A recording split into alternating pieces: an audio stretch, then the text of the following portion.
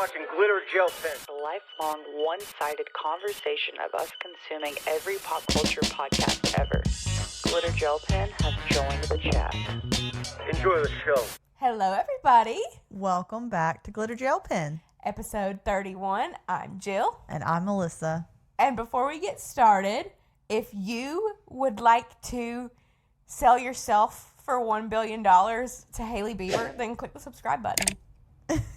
Yeah, so I guess we can start with the Hailey Bieber news. Yes, I saw. So she has her famous Rhode beauty, but now she has let E.L.F acquire it for $1 billion, right? Isn't that it? $1 billion. And she's still going to be involved. I'm sure. I feel like with a deal like that, there's no way, like, the value of the brand would be gone I feel like if Hailey Bieber wasn't there.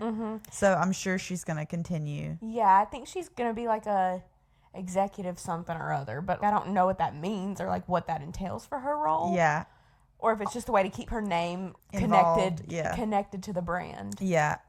I feel like, so since she started Rhode, the last 3 years, this was my first thought whenever I saw the news. Like, there was a point in my life where I had unexplainable panic attacks. My anxiety had reached a level so high that I'd never seen before, and I had no idea what was going on. The only thing that gave me any relief was therapy. Therapy taught me coping mechanisms to handle these intense feelings of panic and anxiety. I now know how to handle it without becoming completely debilitated, and it really saved me. It allowed me a safe space to work through my thoughts and feelings that I had not yet come to terms with. That's why I'm so excited that this episode is sponsored by BetterHelp. BetterHelp was on a mission to making starting therapy easier. All you have to do is fill out a questionnaire and you will match with a therapist in as little as 48 hours. And if you decide you don't feel comfortable with the therapist you were matched with, you can easily switch until you find someone that makes you comfortable. BetterHelp finds greatly qualified therapists, and their customer support team is always there if you have any questions. With over 7,000 reviews and a 4.5 rating on Trustpilot, BetterHelp is a service you can trust. If you're looking to try therapy, we've got a chance for you to save some money. You can go to betterhelp.com/glittergelpen or click the link in our description to get 10% off your first month. Now back to the show. she let us internet people cook her. Like, cook her. She never said anything. She never denied, like, the, whole, like, arranged marriage, the Selena stalking. She never acknowledged any of it until just last week whenever we talked about her doing that. And it's like all of the speculation and the commentary about her did nothing but drive up the value of her company. And now she was like, I'm going to let them keep talking. Yeah. They're making me money. Yeah. And now my name's a hot topic and I'm a billionaire, bitches. Yeah. And it's like the common, like, consensus on TikTok is like, she is a bad bitch now. Yeah. It's like the whole conversation around her has shifted because she had this huge deal happen. It kind of is the move. Like, it is. It really is. I learned more since we talked about Justin Bieber's, like, whenever he sold his music and we just talked about him more in depth.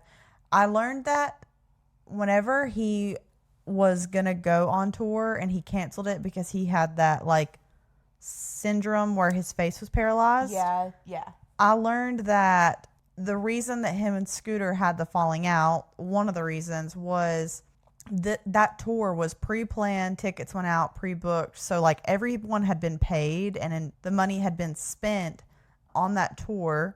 And there's tour insurance, but for whatever reason, Scooter made, even though Justin couldn't physically work, he made him pay all of that money for the tour, even though the tour never happened and he never received any money, which is actually why he sold his music catalog, was to get out of debt. But that is one of the main reasons that he sold his music catalog, was to get out of that debt the tour caused.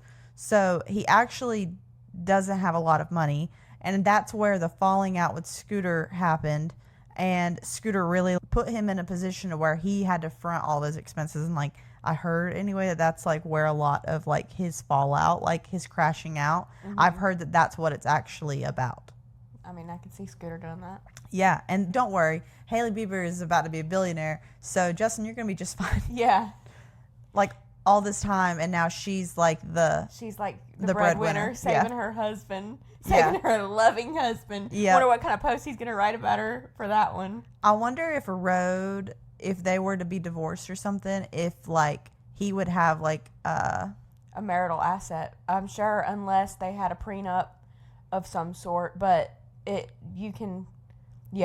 a marital asset. So, but the reality is like there wouldn't be a Rhode beauty without her being Hailey Bieber, in my opinion. Yeah. I don't think Hailey Bieber would have been this it girl without that marriage first. No, not at all. She would have been Hailey Baldwin, and we would have been like, who? Yep. That was that girl from Twitter. Yeah. Like, I remember fighting with her on Twitter. On the topic, we could jump to the Justin Bieber headline. Oh, yeah. Justin Bieber and SZA were on stage. Canoodling, if you will.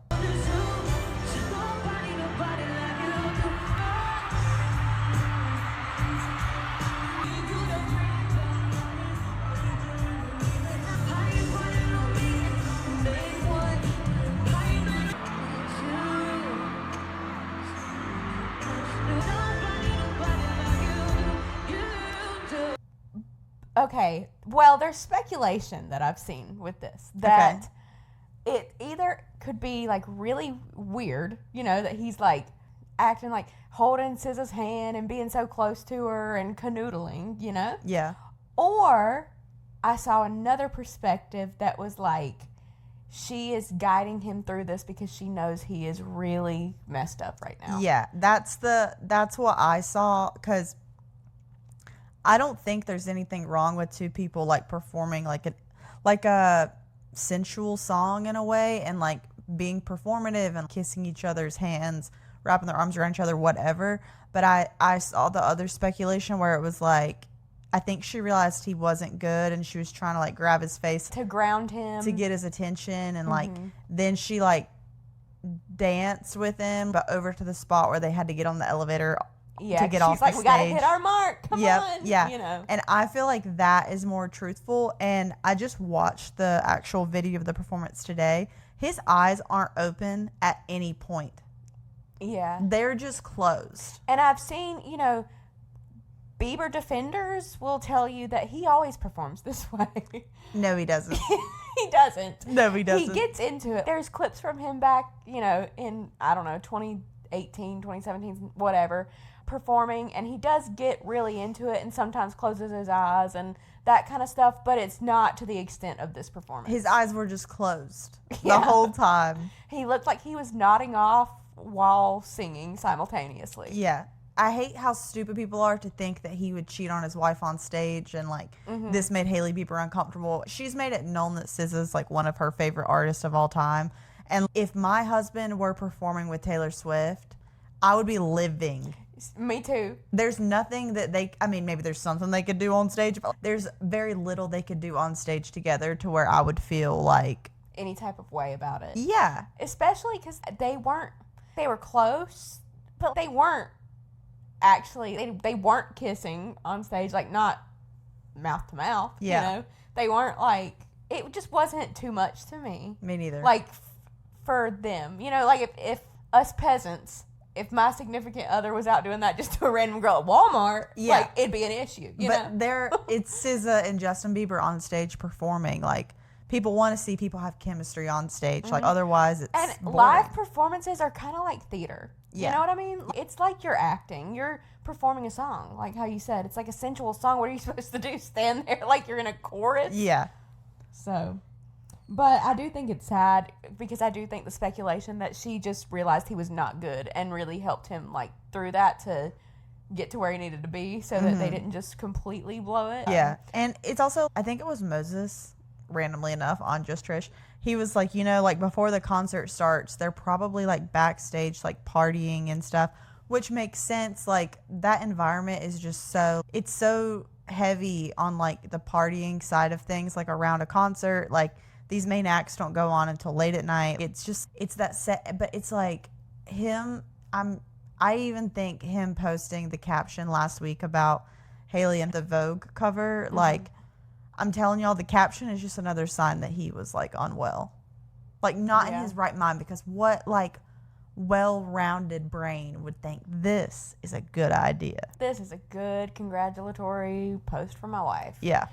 Yeah, I agree. And again, it just all comes back to the fact that it is sad that Justin Bieber is kind of seems to be this bad off. Yeah. You know, with drugs and stuff. I've seen a lot of like people comparing it to Aaron Carter, and I can't have both. I can't have both. Aaron Carter was my first concert. I used to sing to his posters on my wall.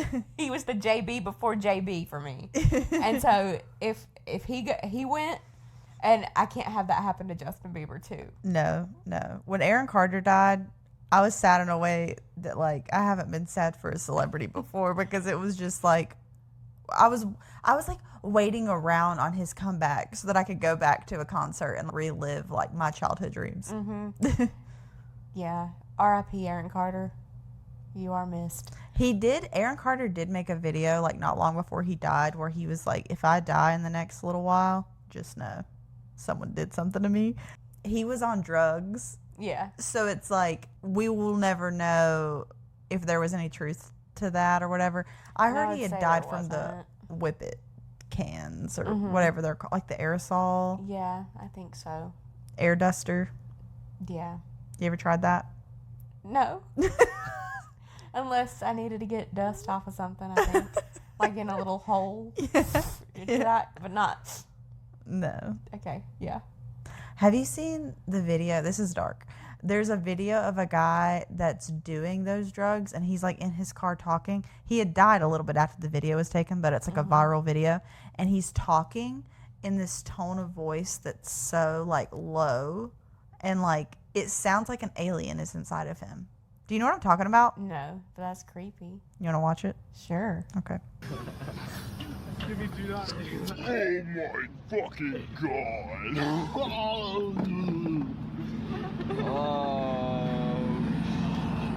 god. But he keeps doing it in that video, and he died, like, that day.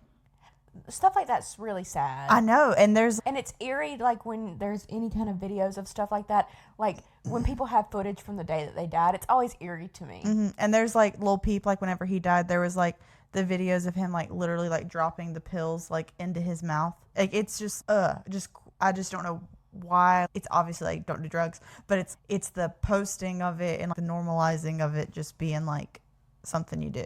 Yeah, and isn't it crazy? Like, this has turned into, we're teaching a DARE class right now. But isn't it crazy that, you know, like, back in the day, people would say, don't do drugs. They'd come in with DARE and whatever, and we'd be like, yeah, okay. And we just didn't take it that seriously. But it really is, like, people are, like, adults were just telling us that because they really are so addictive and so harmful and detrimental. Like, that it's really, like, please just don't start. Because addiction is real and it's hard to stop.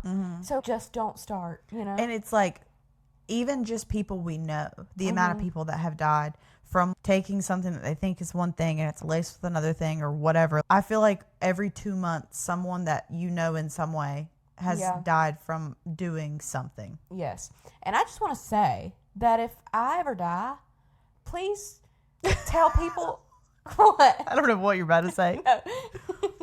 If I ever die, please tell people how I died. Because... Okay, you don't want people in the group chat being like, how do you think it happened? Yeah. I don't want people, like, texting each other, like, the 3-girl group chat and being like, she probably overdosed. They didn't say how she died, you know? So just tell people what happened to me. I will, and I'm going to play this clip. Okay. And then I'll say, Jill died from, and then I'll say it. Yep. One day when we're hopefully 85. A little older. Okay, 90. We don't want to get uncomfortable in our bodies, but... Oh. Okay, so... we say all that to say, if something's wrong with Justin Bieber, please God, help him. Yes, we can't lose our little Biebs angel. Yeah. So there's a lot of, like, conversation around Austin McBroom and his, I guess they're divorced now, ex-wife Catherine. Yeah, did they ever get fully married? I don't know. I think they were married, but I never watched their content. I never cared. The most that I ever heard about them was whenever they were splitting up and he was living in a camper, and they were both like posting on Snapchat but making a bunch of money by. And people were thinking that they weren't actually broken up because they were making so much money from it, you know. Yeah. But I have always heard, just like I didn't watch their content at all, but I had always heard anytime they were in drama, I would hear about it. So I heard about, you know, when they were talking about Austin cheats on Catherine all the time and this and that. And then I did see like just some exploitative things that they would post like with their children, like talking about he almost died or she almost died, or like crazy captions. Maybe we shouldn't like use the kids for clickbait. Yeah, maybe we shouldn't even pretend something like that happened to our child for clickbait, you know.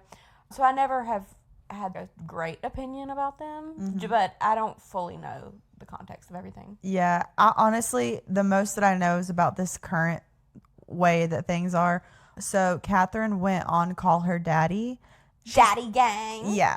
She's promoting a book. It's like a memoir or whatever about her life. Well, in the very first like of the book, they released, I guess, the first snippet of it, and they were discussing, she finally admitted after like years and years of people like speculating and starting rumors about them, she admitted to realizing that Austin was cheating on her. And this all comes full circle with the internet drama, like Tana Mongeau's involved. Oh, I remember the Tana Mongeau drama that's involved in this. Yeah. So she, on Call Her Daddy, she even was like explicitly asked by Alex about, did you intentionally exploit your children? And in their defense, this did make sense to me. She was like, you know, like when we started family vlogging, like we were some of the first like families to do it. And like, it was such a new space. We didn't go into any of that with that idea or that plan. And that makes sense because at the end of the day, you post something and maybe you had a title about your kid or something, and then that title got a lot of views. So you find other ways to frame your next videos around similar things. And yeah, don't get me wrong, they exploited the kids in multiple ways, in my opinion. But it's like, when that's your source of income. See, I get creating good titles and thumbnails. Yeah. There's a difference between crossing the line. Yeah. Like where it's like how the LeBrant family at one point was like, she has cancer, like talking about their child. Yeah. And their kid did not have cancer, but it was like clickbait. It's like, there's a line and we don't cross over into that realm. You know? Yeah. No, I get that. But it got me, the question whenever she asked her and I was listening, it just got me thinking, because I was like, you know, she's saying she didn't intentionally exploit the child, but like, I don't think any parent in that scenario, like, goes into it and it's like, I'm going to exploit my child. Yeah. But that doesn't mean that they didn't do it. Sure, there wasn't any like initial ill intent by them doing it the way that they did, but at some point though, they had to know and not care that they were doing it, because they were getting called out for it left and right. And so if you're getting called out and you're still doing it, you know that people are saying this about your stuff and you're still doing it. Yeah. So. And she shared that, speaking of exploiting the children, during good months, whenever they were like at their peak of views and like ad revenue and everything, they were making 7 figures a month. Mm-hmm. So she said that when the baby was 1, they started a bank account for her. We don't know if that's true. And said that they had started putting money into it or whatever. But I'm like, if you're making that much money, I don't know. It's like one of those scenarios where it's like you've never had that much money before and you all of a sudden have that much money and just spend a lot more money on things you don't really need. You get what I'm saying? Get rich slowly and keep your money, or get rich quick and not know how to manage it. I could see that, yeah. I just highly doubt they have a fat bank account for their child sitting there. Oh, no, I don't think so. Because she said that she would get on like their bank account and there would be like hundreds of thousands of dollars just not in the account, and she didn't know why. And it's, I guess, because Austin was just like spending it leisurely on whatever. I just can't even fathom how you do that. I don't even No. I've never been privileged enough to know what that's like, and I just really, if the Lord wants to test me and see how I would do with that kind of money, I would be very grateful, Lord, please. Like, I'll do well with it, I promise. Please. So after this part of the book leaked, where she finally admitted to Austin cheating, which she obviously put this part out because it's going to make more people talk about it to get more buzz, like, around her book. Well, Austin is, like, crashing out. Mm-hmm. Even though... He responded over this, yeah, right? Yeah, and it's, like, the most narcissistic, like, gross, like... She said that he didn't admit to cheating in all the years that they were going through it until after her snippet of the book came out, and he finally was like, I cheated, but he was blaming her for talking about it. Mm-hmm. Like, making that the issue and saying that it was bad for their children that she was talking about it. And it's like get a mirror. First off, like, she wouldn't be talking about it if you didn't do it. Mm-hmm. So... If you're doing something actively that you would not want your child to hear that you did, maybe don't do it. Yeah. And even in her Call Her Daddy interview, she still isn't even talking badly about him. She's just saying what he did. She's not even discussing him in a poor way.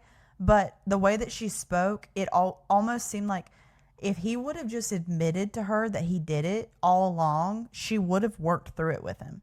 Is like the vibe that I got. But her issue was that she felt crazy all the time because he would just not admit it. He would take blame for causing a problem or something, but like not be like, I did that. And that's your typical man. Yeah. They don't admit it. They don't admit their wrongdoings. We support women's wrongs. Yes. So Austin claimed that she knew he was cheating because they hadn't slept together in a year. And then he tried to bring up the fact that she had done ayahuasca as a way to be like she's an unfit parent or something. I saw him talking about, you know, most people, like, they do it like once or twice in their life, right? And she was doing it like every month. But then, did you see where he shared the texts? He was like, I think she was cheating on me too. No, I didn't see this. Okay. He said, I think she was cheating on me too, because I saw her phone one time with somebody who was in the group that she did the ayahuasca with. And he was like, I don't know how to read this stuff. I don't know what they're saying. So I wasn't sure. And he showed the text messages, and it's so funny.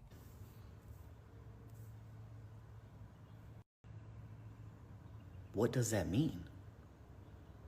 What type of language is that? It's just photos of lotus flowers. I just think it's so funny because he's like really going in. He's like, I think she was cheating on me too. I mean, I saw her phone. She was texting with some guy that she did the ayahuasca with. And I mean, I don't know. I can't tell what they're talking about. I don't know what this means. He's on a different brain level. Yeah. There was a scenario where Catherine said that she was riding in his Lamborghini that she didn't ever ride in. And she found like a lip liner. Yep.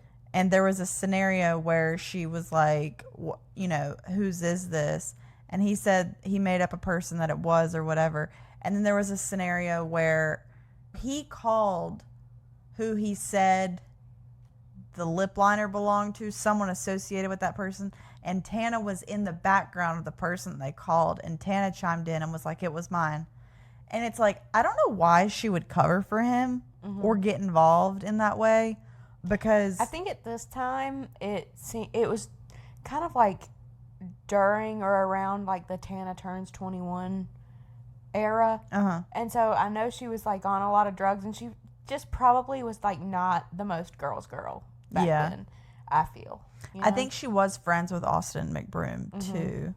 Also, like Austin McBroom, I think of Austin Mahone every time I say his name, the little teeny bopper YouTube singer. Yeah, Was that his name? Yeah. The Who's the Mahoners? guy that plays football?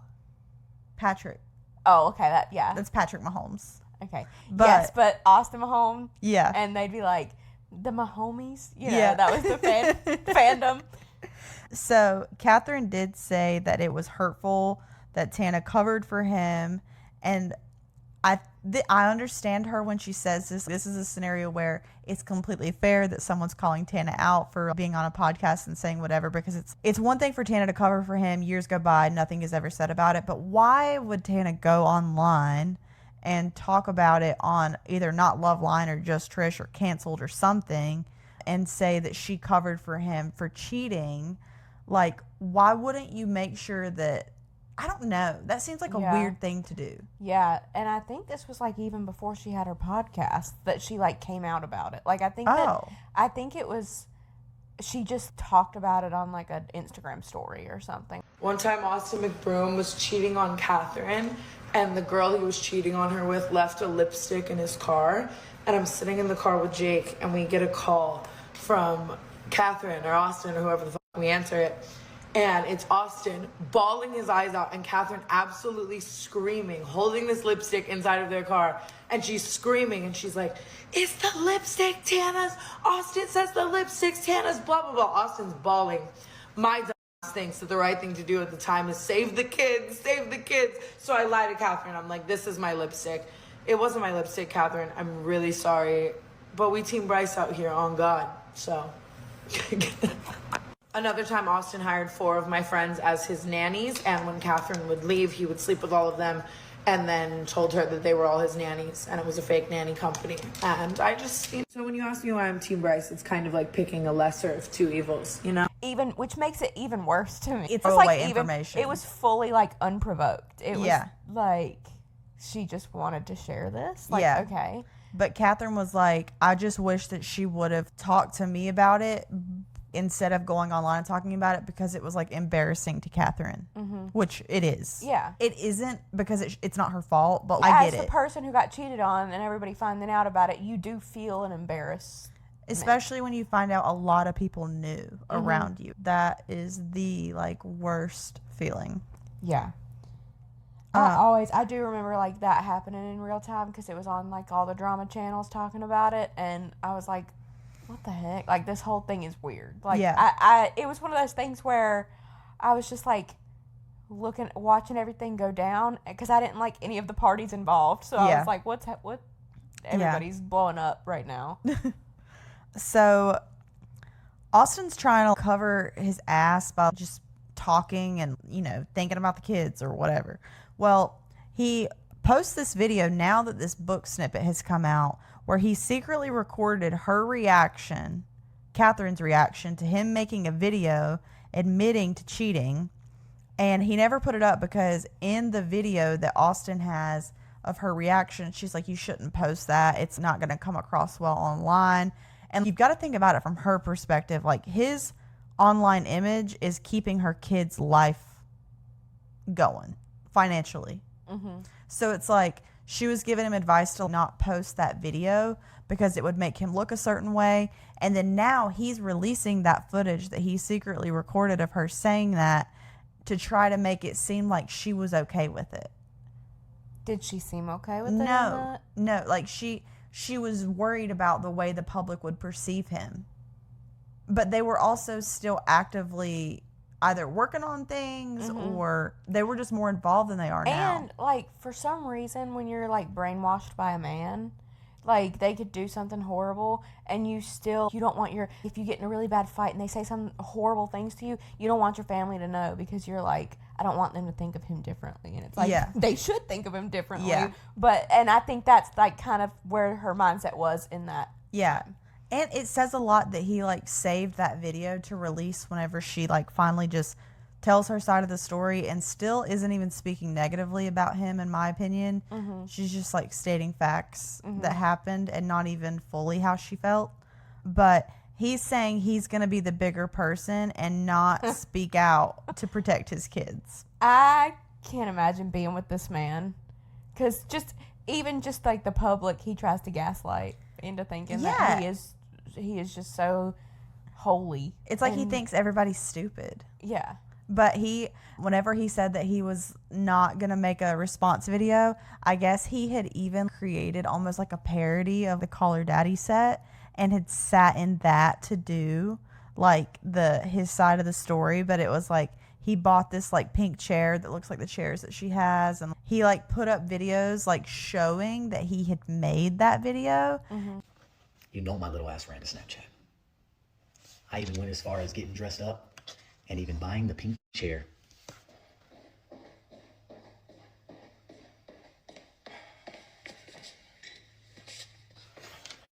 But But I realized that there is nothing in this world. When I say nothing, I mean nothing. There was nothing in this world that is worth something affecting my kids. And you guys know me better than anybody. When it comes to my kids, I'm going to pick them first every time. And everyone was like, it's literally like secondhand embarrassment that he is showing this because he doesn't realize how stupid he looks. Yeah. But that's all for Catherine and Austin McBroom that I had. Wouldn't it be a wild theory? I don't think I really believe this theory I'm about to propose, but wouldn't it be a wild theory if they really were just like going along with initially how everybody thought that they didn't really break up and that they were doing this for publicity because it causes a lot of stir about them? What if To sell her book and then like Yeah. they get back together. to sell her book and everybody's looking up their videos and looking up their Snapchats and their everything, and like they drum up all this and they're making money, and then her sales for her book are doing great. Then they get back together and then it's even more like crazy. Like they're looking at that. I predict maybe they might get back together. Maybe. I mean, I feel like when kids are involved, anything's on the table as far as that goes. But this would be, I mean, I also just like, no offense to Catherine, like, I'm sure you're great, but Kamala Harris and Catherine sitting on the same couch, on the same, like, podcast, like, Call Her Daddy doesn't make any sense to me. But honestly, I respect this kind of an episode from her more because I'm like, you're an internet persona. You should be talking about this stuff. Yeah. This is relevant to your space. We don't need Chapel Roan. Like, that just doesn't make any sense. Yeah. Catherine McBroom makes sense on the Call Her Daddy podcast. Yeah, I can see that. But whenever I saw that she went on Call Her Daddy, I was just like, what is Alex's goal here? To get everybody that she can on that Call Her Daddy set. Yeah. She wants to sit every celebrity butt in that seat. I think that's her goal. But is Catherine a celebrity? I mean, she's a ex-vlogger, author now. Yeah. Probably a New York Times bestseller. But it seems like they give anybody that title. They do. Everybody's a New York Times bestseller. Not me. Yeah, I haven't wrote. That's why I haven't written a book yet, because I say things like wroten. Oh, I wanted to correct something from last week's episode. I said that Trisha Paytas was catfished by Rodney Radke as well. She was catfished by Post Malone. Oh. But it wasn't really Post Malone, I think. Wait, so she thought she was going to get with Posty? Yeah. She said that Trisha. she had showed up to his concert or something and like he had passes for, I don't know. But I just wanted to correct that it was Post Malone and not Rodney Radke. Okay. Well, okay. Speaking of Post Malone, Taylor Swift at the AMAs, or should I say, not at the AMAs. Oh, yeah. So there were so many dumb Easter eggs about the AMAs on Taylor Swift's website. Then you have And the 26, Yep. everybody was, the whole fandom was clowning. And there we went clowning again. We hopped in our clown car. 1,000 of us got out to watch the AMAs. And you know what? We got nothing. But you know, like, it's annoying that Taylor Nation plays into it. It's like, y'all are going to make her merch 26% off on the website. And then the order that they had spelled out the merch said AMAs, or I don't even know what the details were. I quit looking at it because it got on my nerves. But so Taylor Swift is in Florida with Travis Kelce while he trains for his next season. And I'm upset that I was in Miami the week before Taylor Swift is in town, because I know I probably wouldn't have seen her or had any connection, but it does something to your psyche to be in the same city as Taylor Swift and know Yeah. it. It does. But there was speculation that she didn't win any awards, but she was nominated for 6, and there was speculation that they snubbed her because she didn't come.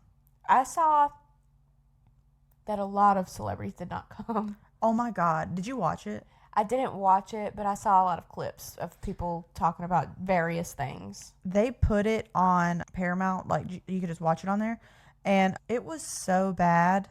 It's like they couldn't get the headliners, so they had J-Lo host, and at the beginning of the show, she lip sang and danced badly to every #1 song right now.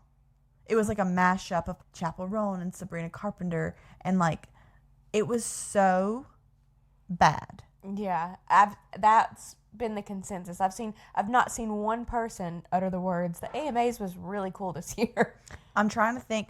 Honestly, just to give context of like how many celebrities were not there, they showed Alex Earl and Jake Shane 3 or 4 times on the main camera in the audience reacting to stuff. Oh God. Shout out to Jake Shane for presenting, because whenever he was on the TV, and I got so excited when I saw him on there. He announced Renee Rapp's performance, which was really bad. Really? I like her, and like she's from where we're from, so I also am like, it's really cool to see someone like from our area doing things. But no, That's surprising to me because, you know, she can sing really well. it kind of reminds me of like fake Kesha. I don't know what song it was. I didn't know it so- either, but she was like, it's the inflection on her voice that she's trying to make, yeah, and she does it over and over, and I don't know what the song is, but it's something about to match my nipple. And she kept, I'm gonna have to put that back to back with the real one. honestly, it's gonna be so close. She kept doing it, and I was just like, this is not good, but Yeah. whatever. Yeah, it was a snooze fest. I saw too that Blake Shelton, his performance, he was not even there. Gwen Stefani wasn't either. Yeah. I saw the live cameras. I'm just like, what is this show? Because I feel like it used to have a moment.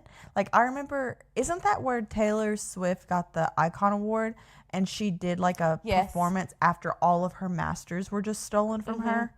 I think I only know that because of the 2019 Swiftologist episode. Oh, But yeah, no, but it was because I remember what she was wearing, and I remember she had the jacket that had all the stolen albums like on it and stuff. Yeah, that was it. So it's really crazy that it's went downhill that bad. yeah, it just doesn't make any sense. And like, I'm surprised Katy Perry wasn't there. It was that bad. It would have fit flop century. Yeah, I just don't understand like the not having the people performing pre-recorded whatever, but I just don't understand it, and I want someone who like knows the way that works to explain it. But I did learn that the AMAs are fan voted, which you would automatically assume Taylor Swift is going to take home something, considering like Tortured Poets Departments came out like in the last year. But I guess in the fine print of the AMAs, it says these are fan voted awards, but the producers can change the decisions. So it's pointless.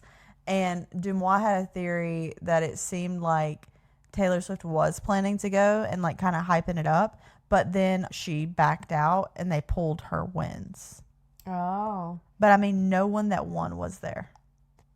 Yeah, no one that won was there. Not that I saw. So that might not be like the case then. I just think the Swiftologist is she was not going to come out of hiding to go to the AMAs. Yeah, no, it doesn't make sense either. There's just a lot of like backlash around her, I feel like, in the Blake Lively stuff happening. And she's been doing so much for the last year. Like, I think she's just like living her life in Florida with her dog. Yeah, let her live. And by live, I mean be a beached whale, you know, on the beach. Yeah. Let her just do nothing for once, you know? So, have you heard of the whole Jortsgate thing with Tana and Brooke? Only from Trisha. I didn't even have it in me to watch their video. I don't know why, but it didn't sound appealing to me at all. Okay. So, essentially, we've had talks of this Jortsgate. And they've said they got in a big argument and went back and forth. And Brooke kept talking about Tana's jorts. She was wearing them. And they put it together to where on this leg of the canceled tour, the fans get to see the full video because they were recording for something or other. So the whole actual Jortsgate in real time was filmed. And people seeing this leg of the canceled tour are getting to see full Jortsgate. Okay. And someone posted the video of Jortsgate at the canceled tour. And so now the whole world gets to see the whole Jortsgate. I And this thought is Tana not- and Brooke uploaded it. No. Okay. Well, I don't know. Maybe they eventually maybe they reposted it or eventually shared it or something. But someone you know how at all these YouTuber tours, they're no phones. Yeah. That's kind of the vibe. So they put together Jortsgate for the tour, but they say no phones. And Right. someone had their phone out. So Jortsgate is not what we're talking about today specifically, but I think we need the context of Jortsgate Okay. to continue this. Okay.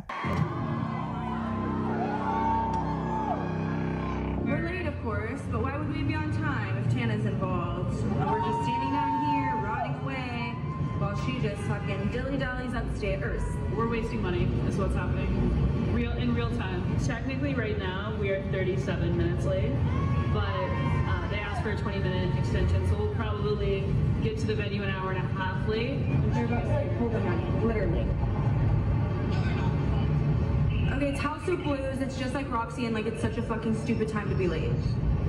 Well, last time she was like, it's just the drinking, so many shows in a row, I got no rest. She slept all through the night last night, the entire car ride here, immediately went to bed when she got here, and is still not on time. So I'm just having a hard time understanding what's going on. She's like, I don't want to wear jorts. I go, what the fuck? You know we're not fucking wearing jorts. Wait, right now? Yeah, that's what she just said on the phone. I go, why don't you bring the jorts to the venue and we worry about it there? 5:30 is the meet and greet. It's 5:26. I can't choose where it's at. I'm gonna show up and do my job, which is to meet and greet and be on the stage. You meet and greet, baby. You know? I think I hate everyone. I definitely hate you. Yeah. I'm just kidding. I thought it would be funny to fight. Super funny. Paige, I'm sorry if I'm being like a little bit of a cunt. I just don't see why I need to be here to set up with production. I love early Sally in there, and I know Hannah's just doing her job, but if meet and greets at 5:30, I'm gonna be here at 5:30. And the lose money was just crazy. Like, okay, if I'm actually fucking late, yeah, I know we can lose money. I'm not late right now. Well, if meet and greet started at 5 and it was 5:30, then yeah, we're fucked. But like, you're literally on time, it's fine. Shit, I can't believe anyone rushed me for me to just sit around and wait. I could have slept in. I'm like, okay, everyone can go into hibernation in like a week. We're on time. We're on time. It all worked out. It all worked out. We did it. We did it. Even though you're in shorts. Well, we can just do what the girl told you to. She can just do it by herself. Like she's gonna tour by herself. Honestly, slay. I'm just gonna tour by myself because somebody wants me to. I'm sick of being fucking up like a little kid. Like I didn't build a fucking business for the last 10 years. Everybody else for fucking Show hours us at to a the time. venue on your own. I tried to show up to the fucking venue on my own. You include the Uber out. Everyone waits hours for you, but God forbid you sit for fucking 10 minutes. I don't have time for this. Such a stupid fucking time. Good, quit. I cry all the time. Okay, quit. God forbid she has to fucking sit at the venue two minutes before she has to go out and do her meet and greet for all the people who paid to come and fucking see her. But now she's gonna tour by herself. Cause why would Brooke need to be there? It's just like, what the fuck? Like, that's so fucking rude. Like, I'm fucking trying to be all positive, like, trying to help her out of bed in the morning, and trying to be nice and, like, trying to be in good spirits when really I'm looking like shit. I'm getting all, like, on these Reddit threads and people are being like, they're so considerate, like, they're so, like, ungrateful. Where did you see Jordy? Your jorts are ugly. That's really honestly I can disgusting. tell. You told me. That's the problem. Today I was in a horrible mood at the meet and greet. In a horrible mood on stage. Let me stop you right there.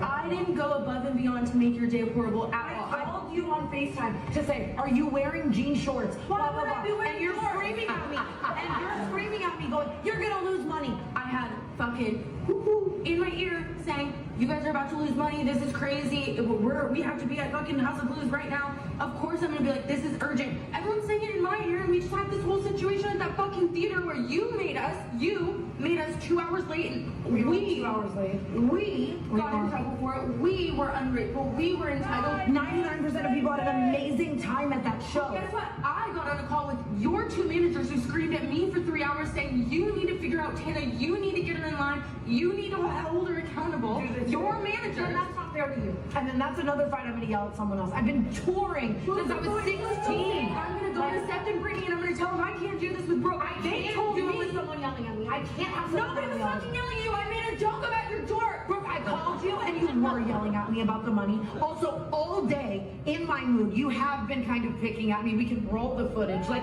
if I'm already fucking I made pissed. a fucking joke because I'm hilarious. My joke is so victim. I'm getting screamed at and they're going, it's you guys, it's you guys, it's you guys. So that's why I get frustrated. Like, I'm sorry, Brooke, you've been coming at me like all day in my eyes. no, I haven't. You come downstairs in your jorts. I approximately 3 comments about her jorts because they were hilarious. It was so many more than 3, bro. Like, you will push and poke and push and poke. Like, if you already know I'm fucking in a bad mood, like, maybe don't, like, sit there and poke the bear. No one knows the difference between when you're in a bad mood and when you're just being Tana. Your job is to show up, do the meet and greet, and do the show. No, I'm sorry that honestly, I don't have a job anymore because she's gonna tour by herself. Then if you want to be a fucking victim bride about it, then don't tour with me. You said it. You said I'm gonna tour by myself. Honestly, I'm just gonna tour by myself because I don't like your be 10 attitude. minutes late and be happy. You're 10 minutes late to everything. You were 3 hours late to fucking the bus yesterday. Okay, Rhode, you're a whiny, emotional bitch all the time. I love to do the show with you, but God forbid you make everything else around it fighting. You're mad that you're sitting around for 10 minutes in a green room, but it doesn't matter when 9 people are waiting 3 hours for you. 9 is crazy. She's on retainer salary. She doesn't give a fuck what I did there. His job is to film me. No one here gets paid enough to deal with you. No one. Dude, you lost your mind. Look at you. For me, for Brooke, I'm a victim all the time. Even though I scream at people all the time and have literal emotional episodes all the time, on everyone, all the time. So does this happen when you got when the camera's off? Or is it And it's like funny until it's not, dude. It's just like fun. Like, I want to have a happy day. I would rather tour alone. We did the meet and greet on time. We waited in here for an hour for the show because we were early. You know, if I'm really wrong, yell at me, but I'm just so fucking sick of Brooke yelling at me. She's so amazingly talented. I just think if the roles were reversed, I wouldn't be screaming at her. I'm excited for North Carolina. Let's see if Brooke comes or not. Okay, so there was the full Jortsgate. Okay. And the consensus here seemed to be with Jortsgate that Brooke was in the right. Yeah. You know? She was just calling Tana out for not being professional. Because, you know, Tana has a running reputation of not being professional and being on time. And there was I didn't watch this, but there was a conversation that I think Brooke was having where for this tour they were on, it wasn't possible for her to ride by herself, like with the cars or something. Like they had to ride together. And I think with the new tour that they're doing, like they made it a thing to where like they can have separate transportation to get to the show, because Brooke is a lot more calm if she can just be where she needs to be a little early. Yeah. And Tana's also like a lot more professional now. So this probably is funny to them to play. You know? Yeah. But now that we see kind of like their dynamic and how they argue, and a lot of people had critiques for this Jortgate video that, you know, Tana was like kind of gaslighting Brooke at one point, being like, I'm the victim all the time, blah, blah, blah, acting like she's getting upset for no reason and all that kind of stuff. So that leads us to their latest argument on the canceled podcast. Okay. And it's definitely not anywhere as heated as Jortsgate. But we'll watch and then talk about it. Okay. Well, everyone is just so mean to me. I like to do things on my own schedule. And it is funny, even the internet's perception of me. Like, I'll see TikToks of you three, and all the top comments are like, Tana is asleep. And it's like, God forbid I watch one of them and review a Patreon in my room. I really have. I've been getting up early. McCall and I have been on like our own program. And I ended up in Ireland having to deal with a lot of internal work drama that I'm not going to podcast about, but it was hell on earth trying to figure it out, and that took an entire day. And then everyone's just coming at me like I'm literally a sloth and I hate my friends and I hate these beautiful places, and it's like I have other things to do. No, it's not that. I just noticed it wasn't a priority of yours, and it's fine, but my priority was editing the canceled Patreon. No, that's not true. You spent 24 consecutive hours in the Paris Mall, like no air. But it's beautiful. It is. It's gorgeous. I also was making a vlog, and that's like what I wanted to do with my day. You know, I know. I don't know why you're getting so defensive. I'm just saying, because I've been getting so much internal hate for me being on my own program. Because like we want you to see it. What got me was you were like, God, I wish I had time to walk around. I'm like, you had so I've been doing a lot time. of other things. Like genuinely, I have. I've also been to Paris 1,000 times. Like I've seen the Louvre. I've seen the Arc de Triomphe. I know, but we wanted you in house on the cliffs with us. I was working on that internal bullshit like all day in Ireland. And I was so sad. I was crying about it. Like I love Ireland. I wanted to be roaming around so bad, but like people had to get paid and flights had to get booked and everybody needs something from me, you know? And that's the God honest truth. I know. But see that face. Yeah, because I'm like, I'm sorry. Like, you literally know that I had to do all of that. I know, but I know that you're like, well, God forbid I have to watch a Patreon episode. Our Patreon episodes, by the way, are 1 hour long. And we have been 3 out of the country for 2.5 weeks. That took 4 hours of my day. I've been talking to Devin every single day about like the structure of these. When the Alex Warren episode comes out, the Amari camera angle switches. Maybe it's a unique situation for me because I've never been to Europe. So I'm like, obviously I want to be outside all the time, but I do. But I do. Okay, here's the thing. I don't want to be outside all of the time. I would love to be outside half of the time. And a lot of things have come up where like I end up having to do other things that is kind of on me in that sense. You could perhaps sit in the park and watch a I'm Patreon not working episode. on my laptop from the park. That's just not who I am. But like in Paris. I love Paris. We had 5. I did so much. I went to my favorite restaurant.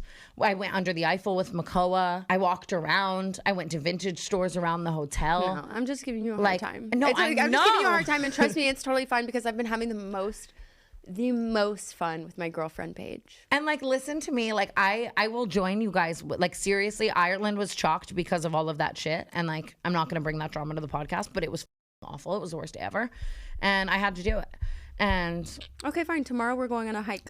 Here's what I'm also going to say to you, though.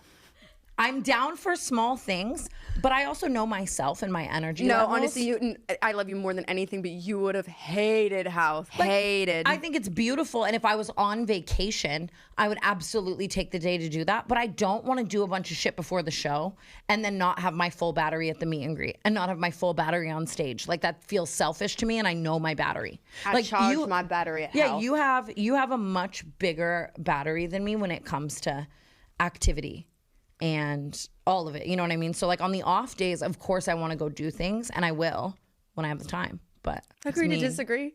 It's not mean. Agree to disagree. It's not mean. It's not mean. It's just like, you can't say you had no time. You have so much time. I've been working on 3 vlogs with J-Rod. Like that is a back and forth that takes so much time. Like, I really have been prioritizing I know. work. I guess you could just do it the next time you're on a world tour. I'm not going to put my YouTube channel on pause. Like all of the people who like, it's not, I just uploaded. I'm uploading again tomorrow. I know. And that takes time and effort and energy, you know? I'm not a hater. I'm just saying. And I'm still seeing these places in the way that I want to. Describe Oslo to me. Gray. No, Oslo, honestly, it was very colorful. No, honestly. It was so interesting though, because Oslo was the first time I've ever been like, am I in a video game? Like, Oslo was also closed down for a national holiday, and the streets were completely empty, and you couldn't go in anywhere. I was like, I'm going to spend the day editing. Yeah. We were there for 4 days. But we were writing the show for the other days, working on the show. I know, but you have to remember that I also have that job. But then you clock into doing that and then leave and go explore. Like, I'm going to do my Snapchat. That takes an hour. It takes an hour of my day. You know what I mean? I'm going to edit a video. No, I get it. There's no shame in having different priorities. So this week it's been just a lot of people talking about whose side are we on in this? Who do we think is right in this argument? And I wanted us to dissect and talk about it. Okay.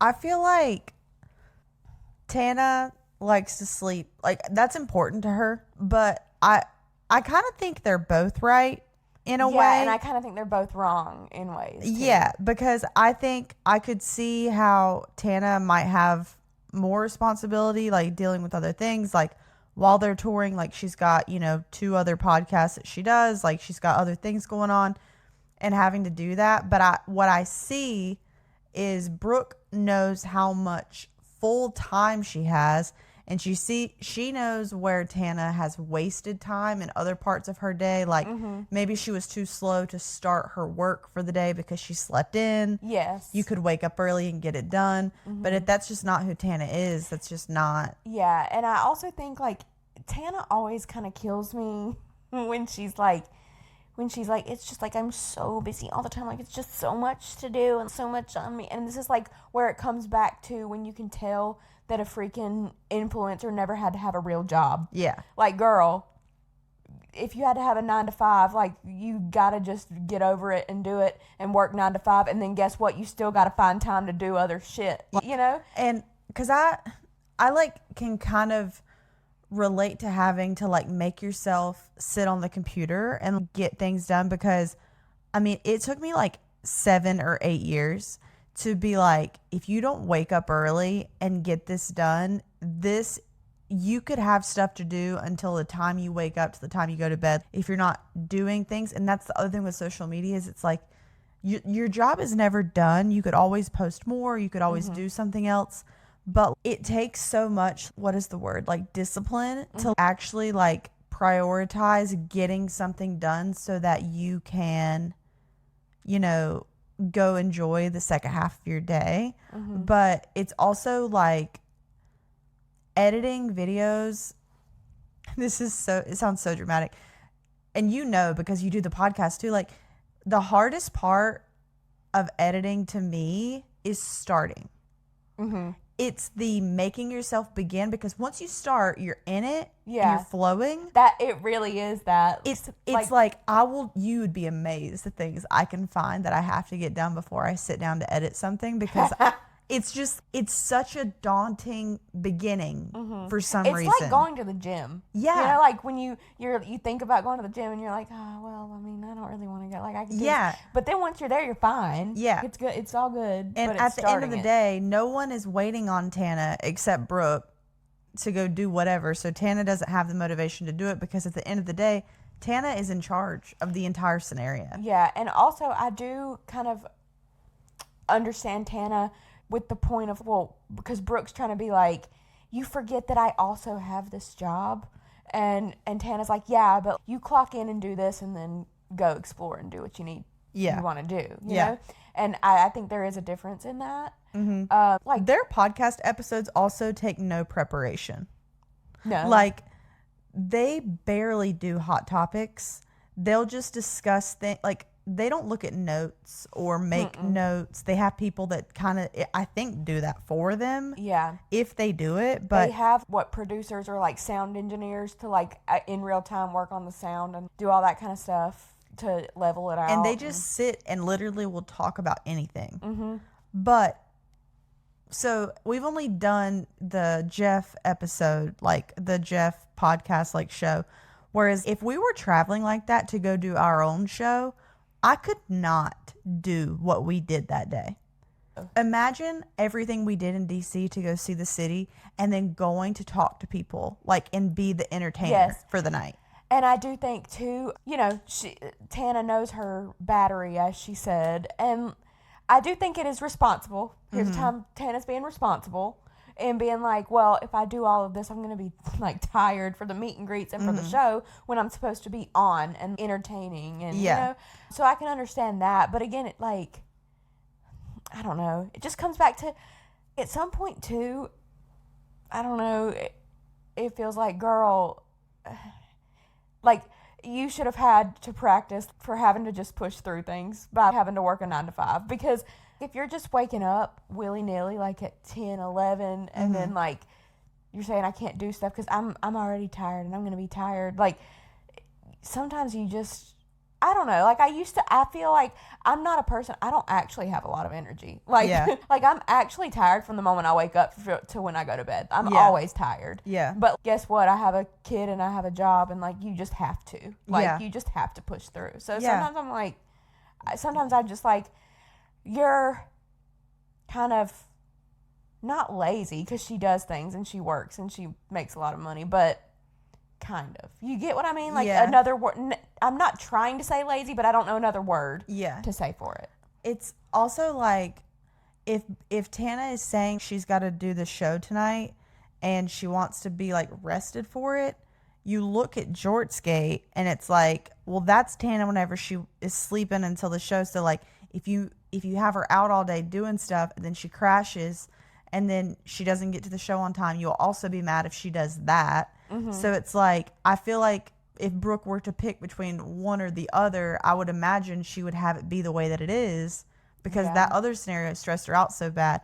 But I also think about, okay, so they do say one Patreon a week, right? That's 4 1-hour episodes. And I did notice from editing the podcast and stuff, how Brooke, you can tell here how I said Tana doesn't know what it's like to have to push through by working a 9 to 5. Brooke doesn't know what it's like to edit anything. Because Tana's like, our Patreons, like I was editing the Patreon and Brooke's like, our Patreon episodes are an hour long. And it's like, our episodes that we do are like an hour to an hour and a half long. And that takes well over that 1 hour time period to like do, you know? There's another side of that too, though, where we're going to see Swiftologist next week. They have a Patreon where they do extra episodes. They do YouTube videos as well. Like, they're consistently posting. And one thing I've heard them talk about on their podcast is that they've been like stacking and getting everything ready so that whenever they're on tour, they're not having to do like a bunch of stuff. And it seems like Tana and Brooke, they haven't taken a lot of time off of tour, like before they go on like separate legs or whatever.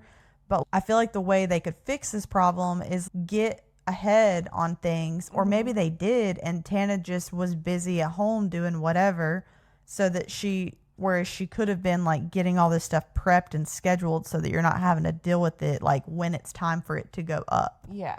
Because the YouTube video, it's honestly crazy to me that if it's this much of a hassle as it seems, like, oh, I can't even explore Ireland because I'm editing the whole time. Like, I'm editing all the time that I'm there. You're a millionaire. Honestly, Tana, you should call us. But yeah, Tana, if you need an editor, someone you can trust, someone that's reliable, someone that uploads every single week at the same time and has never missed a week in 31 weeks of podcasting, and could take on more if you employed one of us and they could quit their other job and they would in a heartbeat to do that for you, then call us. Yes.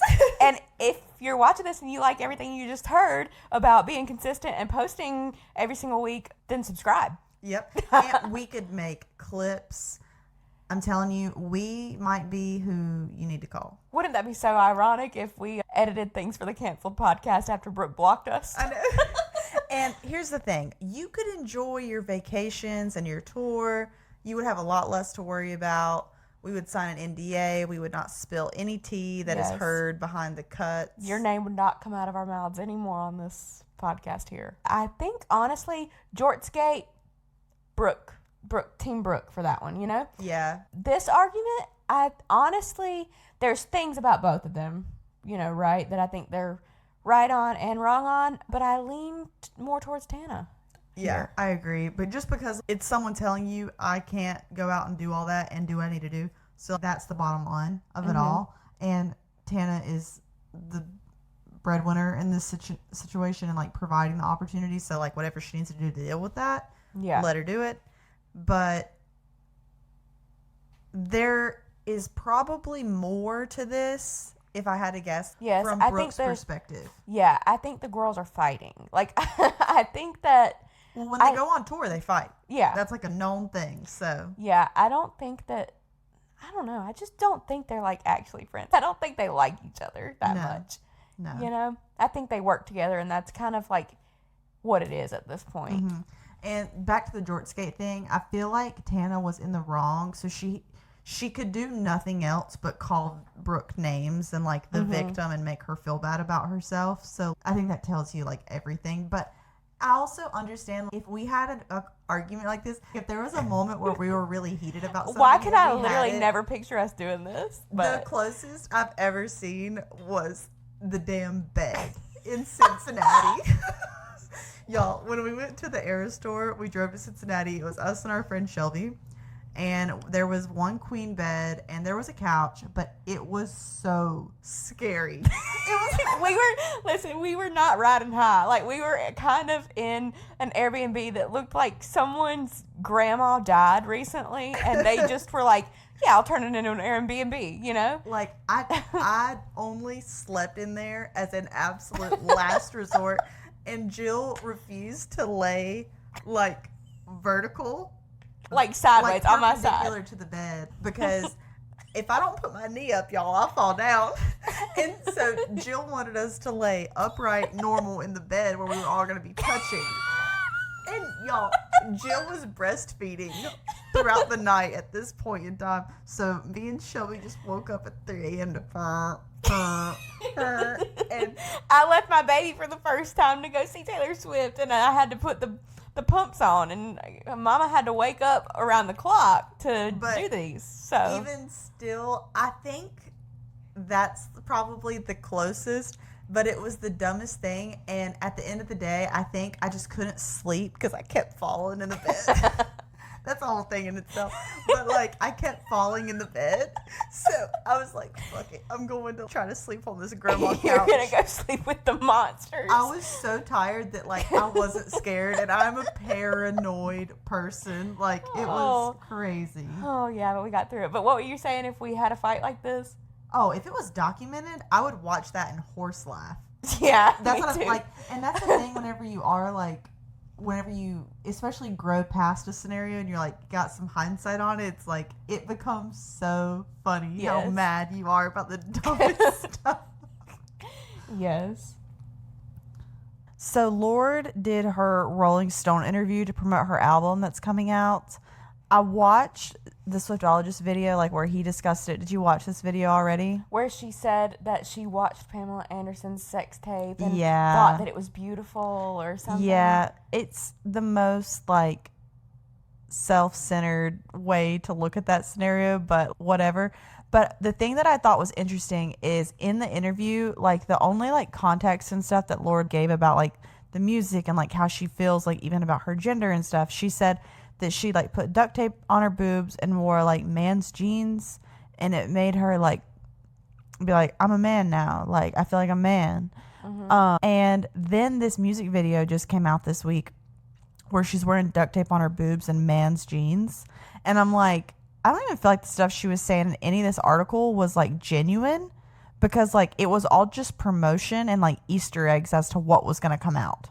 Yeah. Well, I don't know. It just is, the marketing of it is like kind of weird to me, and like the way that she's speaking about it all. But like, why are we making the androgyny thing like part of your branding and marketing? Like your new comeback thing. Yeah. Yeah. And it's one thing if you've figured something out about yourself or whatever and you're like just talking about it, but she's not adding anything to the conversation. And like doing this and trying to claim that as power over yourself while like simultaneously talking about watching Pamela Anderson's sex tape and finding something in it that was valuable to your psyche is like the most like contradicting thing. Yeah. Because Pamela Anderson doesn't go out in public in makeup anymore because she was so tired of being sexualized. So maybe don't promote that tape to a new audience, because Lorde's fans are young. And maybe don't promote like a sex tape as powerful when it was something that she didn't even want out there, you know, and like that. And there was abuse in their relationship. Yeah. Yeah. It was all the way around. It's like it all went over her head. Like she thought this was going to be women empowerment, and it just was like, oh, you didn't think this through. It's I like Lorde's music, but maybe just stop talking. Yeah. It's kind of like Chapel Roan. Y'all need to stop talking. Y'all need to just make music. That's it. And there was, in the interview, actually, speaking of Chapel Roan, Lorde said that at the Met Gala, Chapel Roan walked up to her and was like, so what's going on with you? Are you like a man or a woman? And was just put it out there and asked her like what her gender was or how she was identifying or if she was changing. And if anyone else asked that, it would be rude. Yeah. Unless, I don't know, like it was the way that she said she addressed it, but I was just like, I mean, it wasn't like a, what are your pronouns these days? Yeah. It was like what's are you a up man with or a you? woman? Yeah. What's up? You know? Yeah. But speaking of other body changes, Jaclyn Hill put out her video all about her Ozempic or GLP-1 journey. Yeah. And it's had a lot of people in an uproar recently. The roller coaster of emotions I felt watching it, because I was like, okay, she figured out something like with her health, and then I was like, oh wait, she's not getting any results. But I watched the same video you did, the commentary that, what was his channel name? Obese to Beast. Yeah. I've been watching him all day actually today. I love him. I simp for Obese to Beast. Like, he is it for me. He's very entertaining. Yeah. He's very nice to women. Yeah. So men, go watch him, take note. Okay.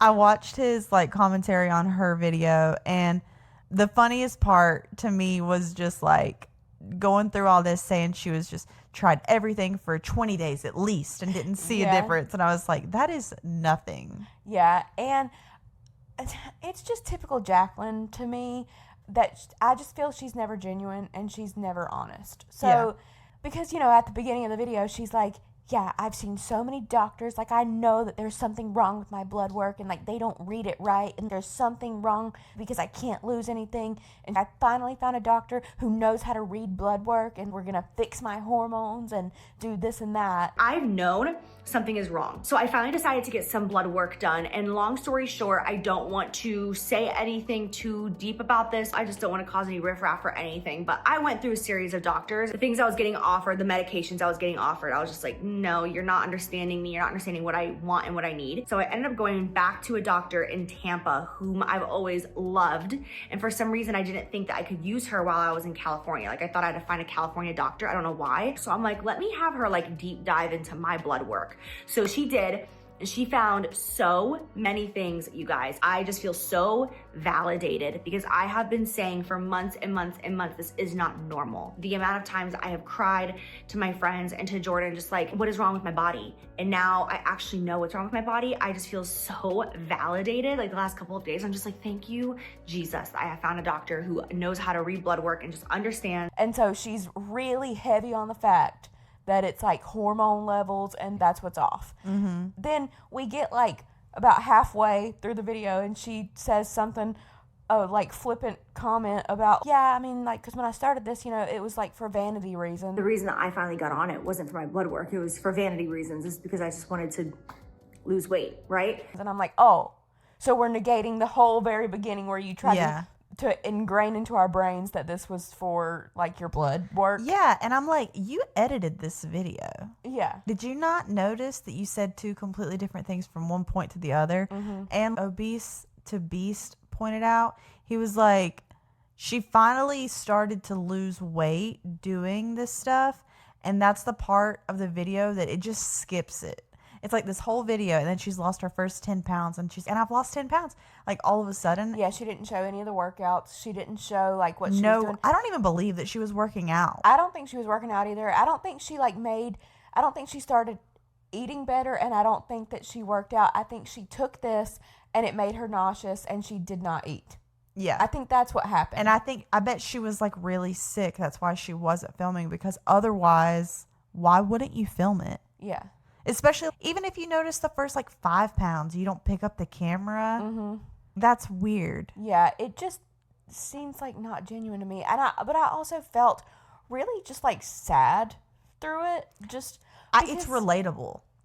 Yeah, it is, because she is so pretty. She's a beautiful woman, and it's like, you are so insecure. Not saying that in a judging way. I'm insecure too, Mm-hmm. But it's just, you are so insecure and you're already skinny, Yeah. You don't need to be insecure. Well, she's even insecure about people talking about her online. Mm-hmm. And she was one of the makeup gurus of YouTube. So it's hearing her get so worked up over comments that people are making on TikTok of all places. Mm-hmm. I'm like, how can these not just roll off your back at this point?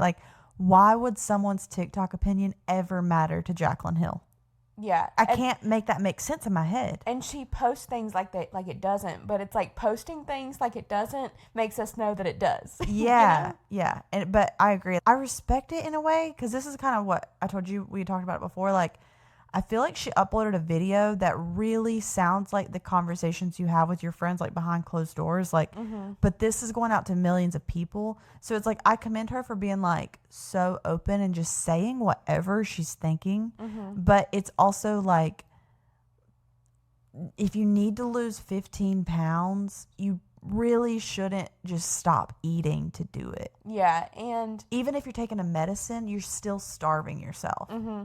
And I genuinely think that that's what this was, and that's why we didn't get any of her meals that she was eating or any of her workouts. I think that, and I don't even think it was her intention was that she was going to go into this and then just not eat and whatever. I know from just people who I know who have taken GLP-1s and from videos I've watched, it makes you really, really nauseous. Like you will like throw up even when you didn't eat anything. So and if you're not eating, you feel weak, you feel dizzy, like so it's like you're not gonna want to whip up a really beautiful dinner to put it on camera and talk about it. Like you're just not gonna have that energy. Yeah, and like in one part of the video, she's talking about how her doctor told her to take the week off of like Pilates because she just was like really exhausted, didn't have the energy. And Obese to Beast made a comment that was true, and he's like, yeah, because you're not eating. You don't have energy because you're not eating anything. And it's what doctor, and I mean, I'm not a doctor or, I don't have any credentials, but it's like what doctor would say, instead of stopping the drug that's making you not be able to get nutrition into your body, stop moving your body. Yeah. So that you can accommodate to the lack of calories that you are intaking. I swear, she like didn't even need to lose any weight at the beginning of this video. I think the only doctor that Jaclyn Hill needed was a therapist. Like a therapist and a dietitian. And she said it a lot in the beginning, like how her friends could lose like a few pounds here, a few pounds there. It's like, number one, we don't know what their starting weight was. In the beginning, it's the easiest to lose weight. So if someone's starting a journey from 0, it's like, yeah, of course. But it's also like she's beating her body up over like not keeping up with people that she knows. And it's like, that's awful. Like you should not do that to yourself. Yeah. So like this, it's just like a whole nuanced conversation with this video because it's like, it's like she didn't want to be honest, but how I said the beginning and through the middle were two different things that she was trying to tell us. But then through it, she's vulnerable as if she's talking to a friend on FaceTime. But then I have the opinions of you're obviously not actually like eating what you need to and doing what you should, and it's kind of unhealthy. So why are we promoting this? Yeah. But then it's like you're just sharing what it's like on a GLP-1 for you. Yeah. It's as like someone a whole who thing. really didn't need one, like showing what that reality is like. But I'm interested to see what her next video is. Yeah. Because I'm curious if she's going to just jump into another kind of videos or if she's going to address anything. Because I'm like, she really said everything she was thinking. Yeah. Like, I believe everything she said was honest.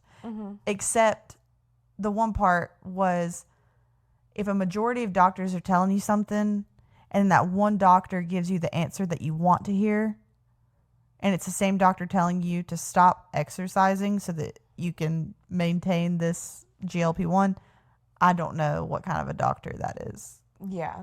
So. And I think homegirl really just needs a dietitian. I think that her issue, because she goes to Pilates, and I mean, it's not even like she needs to lose anything or whatever, but just, in her mind, like she's wanting to lose some, but she doesn't know how. You need a dietitian because homegirl doesn't know how to eat. She obviously has a very disordered mindset with eating and like with food and stuff. And I think a dietitian and a therapist would really, really help her out. And she has the resources to get those things. Yeah. And this is just something, I've never had a balanced relationship with anything. I've always been healthy I can do 3 months. And like, I have one bad week and I'm like, screw it all. Like, none of it matters. And I've never, until just now, found something that like I can do that doesn't feel like a chore. Because like I used to, like when I would work out, I would be like, I hate that I have to go do this and other girls don't have to go do this. But now it's like I use it, like if I don't go for a walk, I'm in a bad mood. So I think she just hasn't found something that she can do that makes her happy and fulfilled too. And I didn't know, like people say, find what you like to do. And you hear all that and you hear all that. And I just never believed it. I was like, y'all don't like doing that. Yeah. And like, until now, I've never felt like a weight loss journey hasn't been something that I'm having to like go out of my way and like work really, really hard to do it.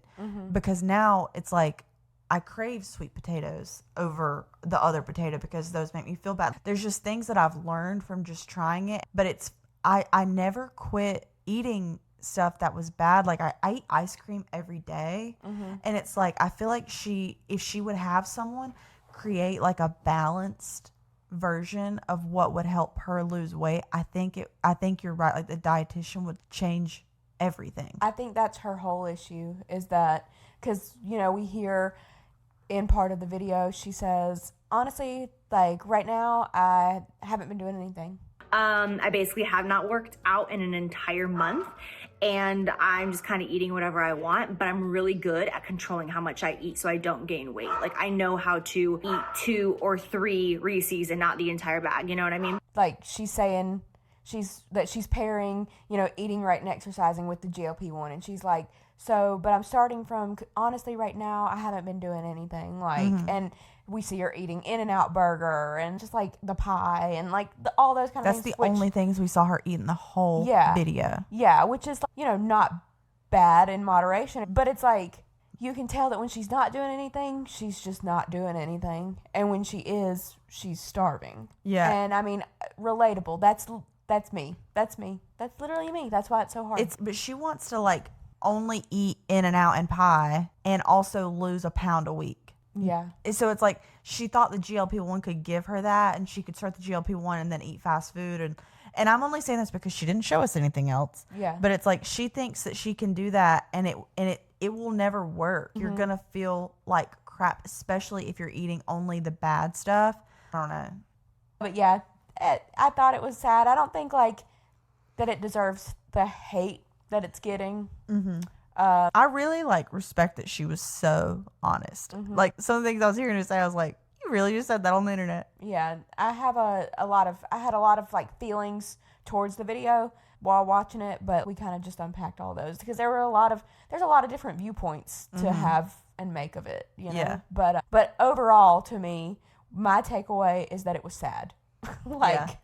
Because then she's like, yay, and now here I am at the end, like, finally I can wear a tank top. And it's like, it really was like all in her head. Because she doesn't, like, to the normal person, to me, I didn't even notice a difference at all. Me I didn't neither. notice that you looked any different. Good for you for feeling good and losing the weight that you wanted to lose, but I don't think you look any different. Like, you could have worn the tank top in the beginning of the video, and I would have been like, oh, you look pretty. You know? Yeah. So that's just a note to all women. Just be comfortable in yourself, you know? Yeah. None of it's real. Yeah. It's like, all made up. Be healthy, because we all want to be healthy, and do you, but, you know, don't chase after, like, I need to lose this much so that I can wear this. It's like, wear the sleigh outfit, even if you think you're, like, fat. Wear the sleigh outfit, because there's a girl out there who's going to be like, oh, she's so pretty. Yeah. You know? And there's a lot of people that, like, I see them, like, when they're heavier or when they've lost weight, and I would say 60-70% of the time, I think they looked better with a more full body. Yeah. Do you know what I mean? Yeah. Every once in a while, like, you see someone lose weight and you're just like, wow, they look really good. Most of the time, I'm trying to think of, like, women. But, like, I feel like whenever they are thicker, like, they looked healthier. I guess is the way, like. A lot of the time, like, with more extreme weight loss, you know, cases, like when somebody loses a lot, and if they do it fast, they look a little gaunt and, like, a little, you know, but. I don't know why they just popped in my head. David Dobrik and, like, Natalie, both of them lost weight. And in my opinion, ironically, they both did the same workout program. Interesting. But I thought both of them looked better before they were really skinny. Yeah. But they just happened to be, like, the same two or whatever. But yeah. I don't know. So, all that to say, be happy with yourself, do and wear and all the things that you want to do, and that is what it is. Yeah. What's new with you? I'm tired of eating. we went out for your birthday last night, and the food kept coming. I know. I was telling them at work today, I was like, we were eating, and then there was a point where they were like, the last two are going to come out in a second. We were all like, wait, there's still more? And that was before the dessert. Like, we did Japanese barbecue where they just bring out tons of meat, and there were like 5 or 6 appetizers. There was like 7 or 8 types of meat, And there was soup, there was rice, there were dumplings, there was the tuna avocado thing, there was s'mores. They brought ice cream too. I was like, oh my God. Yeah. It was a lot of meat. A lot of meat. That miso soup or whatever it was, though, I crave that stuff. I'm a sucker for the soups. We need to go, the Thai restaurant that we've eaten at before, you need to go try their soup. Okay. Because it is spicy and I so want to go good. back to where we went last night, and I want to get their ramen. I wanted it last night, but Yeah, I Barry knew, got some last night. Yeah, I wanted it, but I was like, I don't need that and all that we're getting. Yeah. You know, so I didn't get both, but I do want to try the ramen sometime. Yeah. But yeah, like, other than that, I literally lose track of what happened. And, like, if it didn't happen yesterday, I don't remember. I know. So. No, I feel the same. I'm like, other than last night, I don't know what we've done, what I've done. I mopped the floor today. I mean, y'all, we're boring. We're boring. Literally, you would not want to see us as vloggers, I'm telling you. Because the fact that it just cracks me up because what was the first topic? What was one of the first topics that we talked about? Oh, the Call Her Daddy thing. Whenever I don't know why, but whenever I said that Catherine went on Call Her Daddy, it just hit me that, like, we're just like these girls, like, in very normal points of life. And, like, we're just sitting here, like, we talk with conviction, like, we really have something to say and people need to hear our opinions. And, like, I just spent my whole, like, morning just, like, Swiffer in the floor, like. Yes. I, like, feel like I live a double life. Yeah. Because I'm, like, I'll be at work and it's, like, I'm just, like, doing my thing. Just, like, I'll listen to these podcasts and stuff, but I'm not talking about it with anybody. I'm just, like, doing my own little thing. And then it's, like, I get out and it's early, and we have a trip to Atlanta next week, and I'm ready to take that superhero cape and put it on and slay the streets. Yes. Because whenever we're, like, on a trip, like, I feel like we just have a different, like, like, who we are to y'all, like, on the screen is who we become on those trips. Yeah. And it's like who we are the whole time, like, when no cameras are rolling, like, nothing's happening. We're just, like, in the hotel, and we're literally still glitter gel pen, like, there. We're like, yeah. But any other time, it's like, if you catch me at my job, I'm like this. So, yeah. Remember, if you would like to sell yourself to Hailey Bieber for $1 billion, then click the subscribe button. Yeah. Thanks for watching. 5 stars, Spotify, Apple Podcasts. And we'll talk to you later, next Monday. TTYL. Bye. She's 21, not a savage, but she got a little bit too much.